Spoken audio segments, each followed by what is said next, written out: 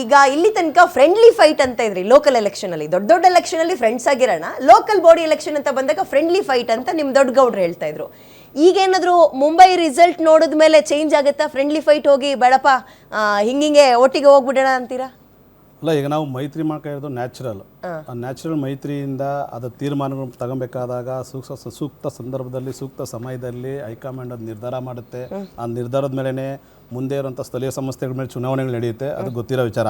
ಇವತ್ತು ಕಾಂಗ್ರೆಸ್ ಪಕ್ಷದ ಹೀನಾಯ ಪರಿಸ್ಥಿತಿ ಹೆಂಗಿತ್ತಂದರೆ, ಅಂದೊಂದು ಕಾಲ ಇತ್ತು ಇಡೀ ದೇಶದಲ್ಲಿ 18ಇಂದ 20 ಸ್ಟೇಟ್ ನಾವಿದ್ದೀವಿ, 25 ಸ್ಟೇಟ್ ನಾವಿದ್ದೀವಿ ಅಂತ ಹೇಳ್ಕೊಂತ ಇದ್ದಂಥ ಕಾಂಗ್ರೆಸ್ಸು ಇವತ್ತು ಯಾವ ಮಟ್ಟಕ್ಕೆ ಬಂದಿದೆ ಅಂದರೆ, ಒಂದು ಸ್ಟೇಟಲ್ಲಿ ಇದ್ದೀವಿ, 2 ಸ್ಟೇಟಲ್ಲಿ ಇದ್ದೀವಿ, 3ನೇ ಸ್ಟೇಟ್ ಪ್ರಯತ್ನ ಮಾಡ್ತಾ ಇದೀವಿ ಅಂತ ಹೇಳ್ಕೊಂಡು ಮರೆತು ಬಂತು.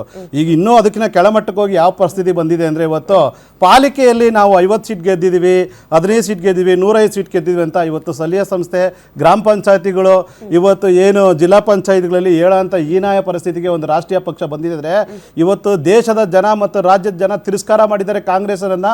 ಇದಕ್ಕೆ ಮುಕ್ತವಾದ ಒಂದು ವಿಚಾರಣೆ, ಇದನ್ನು ಮುಕ್ತವಾಗಿ ಜನ ಸ್ವೀಕಾರ ಮಾಡಿದ್ದಾರೆ, ಕಾಂಗ್ರೆಸ್ ತಿರಸ್ಕಾರ ಮಾಡಿರೋದು.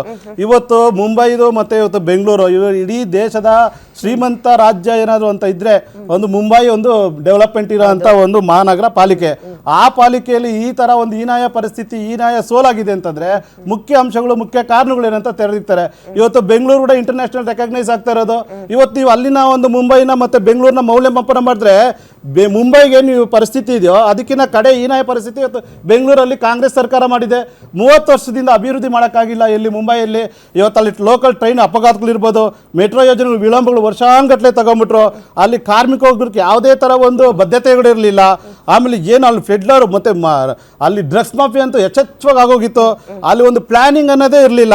ಆಮೇಲೆ ಟ್ರಾಫಿಕ್ ರಸ್ತೆಗಳು, ದುರಂತಗಳು, ನೀರು ಬಂದರೆ ಮುಳುಗೋಗೋದು ಮುಂಬೈ ಮುಳುಗೋಗ್ತಾ ಇದ್ವು, ಬರೀ ಸಾವುಗಳು ನೋವುಗಳು ಇರ್ತಾ ಇದ್ವು. ಅದೇ ರೀತಿ ಡ್ರೈನೇಜ್ ಇವತ್ತರೂ ಸುಧಾರಣೆ ಮಾಡೋಕ್ಕಾಗಲಿಲ್ಲ. ಈ ರೀತಿ 100 ಜ್ವಲಂತ ಸಮಸ್ಯೆಗಳು ಇವತ್ತು ಮುಂಬೈಯಲ್ಲಿ ಎದ್ದು ಕಾಣ್ತಾ ಇದ್ದಾವೆ. ತುಂಬಾ ದಪ್ಪ ಇದ್ದೀರಾ, ಅದರಲ್ಲೂ ಯಾವುದೇ ಸೈಡ್ ಎಫೆಕ್ಟ್ ಇಂದ ಸಣ್ಣ ಆಗ್ಬೇಕಾ? ಎಷ್ಟೋ ಜನ ಹೇಳ್ತಾ ಇದ್ರಿ, ಸರ್ ನಾನು ಜಿಮ್ಗೆ ಹೋಗ್ತಾ ಇದ್ದೀನಿ ಆದ್ರೂ ಸಣ್ಣ ಆಗ್ತಾ ಇಲ್ಲ ಸರ್, ವರ್ಕೌಟ್ ಮಾಡ್ತಾ ಇದ್ದೀನಿ ಆದ್ರೂ ಸಣ್ಣ ಆಗ್ತಾ ಇಲ್ಲ ಅಂತ ಹೇಳ್ತಾ ಇದ್ರಲ್ಲ. 100% ಯಾವ ಜಿಮ್ಗೂ ಹೋಗ್ದಂಗೆ ವರ್ಕೌಟು ಮಾಡ್ದಂಗೆ ನೀವು ಸಣ್ಣ ಆಗ್ಬೋದು. ಪ್ರತಿದಿನ ಬೆಳಿಗ್ಗೆ ಸಂಜೆ 2 ಟೈಮ್ ನಮ್ಮ ಜೀನಿ ಸ್ಲಿಮ್ನ ಯೂಸ್ ಮಾಡಿ ಯಾವುದೇ ಸೈಡ್ ಎಫೆಕ್ಟ್ ಇಲ್ದಂಗೆ ನೀವು ಸಣ್ಣ ಆಗ್ತೀರಾ. ಯಾಕೆಂದ್ರೆ ಜೀನಿ ಸ್ಲಿಮ್ಮು ಒಂದು ಉತ್ತಮ ಆಹಾರ. ಆ ಒಂದು ಜ್ವಲಂತ ಸಮಸ್ಯೆಗಳಿಗೆ ಇವತ್ತು ರಾಜ್ಯದ ಒಂದು ಮುಂಬೈನ ರಾಜ್ಯದ ಜನ, ಮಹಾರಾಷ್ಟ್ರದ ಜನ ಒಂದು ಒಳ್ಳೆ ನಿರ್ಧಾರ ತಗೊಂಡಿದ್ರೆ ಬದಲಾವಣೆ ಅನ್ನೋದೇನು ಹೊಸದಿರಬೇಕು ಅಂತ.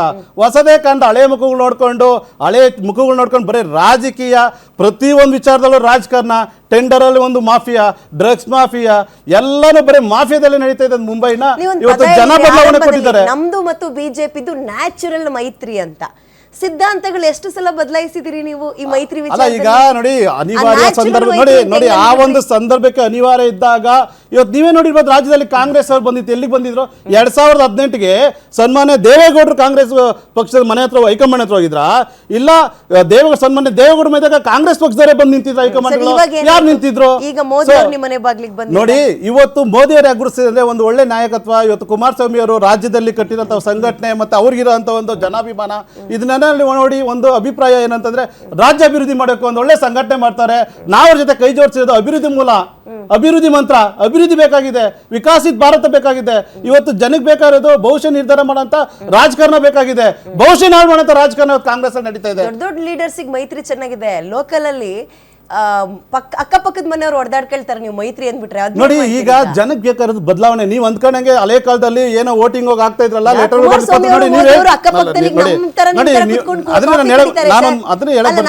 ಕೇಳಿಲಿ, ಕುಮಾರಸ್ವಾಮಿ ಅವರು, ಮೋದಿ ಅವರು ಅಥವಾ ಅಮಿತ್ ಶಾ ಅವರು ನಂತರ ನಿಮ್ ತರ ಪಕ್ಕದಲ್ಲಿ ಚೇರ್ ಹಾಕೊಂಡು ಕಾಫಿ ಕುಡಿದ್ಬಿಡ್ತಾರೆ. ನೀವು ಎಕ್ಸಾಂಪಲ್ ಹಾಸನದ ಕಡೆಗೆ ಹೋಗಿ, ಈ ಗ್ರಾಮ ಪಂಚಾಯತಿ ಎಲೆಕ್ಷನ್ ಅಲ್ಲಿ JDS ಬಿಜೆಪಿ ಅವ್ರು ನಿಂಗೆ ಹತ್ತತ್ರದಲ್ಲಿ ಚೇರ್ ಹಾಕಿ ಕೂರಿಸಿ ನೋಡೋಣ. ಇವತ್ತು ರಾಜ್ಯದಲ್ಲಿ ಏನಾಗ್ತದೆ ನೋಡ್ತಾ ಇದ್ದೀರಿ ನೀವು. ಕಾಂಗ್ರೆಸ್ ಪಕ್ಷದಲ್ಲಿ JDS ಪಕ್ಷದ MLAಗಳಿಗಾಗಲಿ ಬಿಜೆಪಿ ಪಕ್ಷದ MLAಗಳಿಗೆ ಇವತ್ತು 55 ಕೋಟಿ ಅನುದಾನ ಕೊಡ್ತಿದ್ರು, ಇವತ್ತರು ಕೊಡ್ಲಿಲ್ಲ.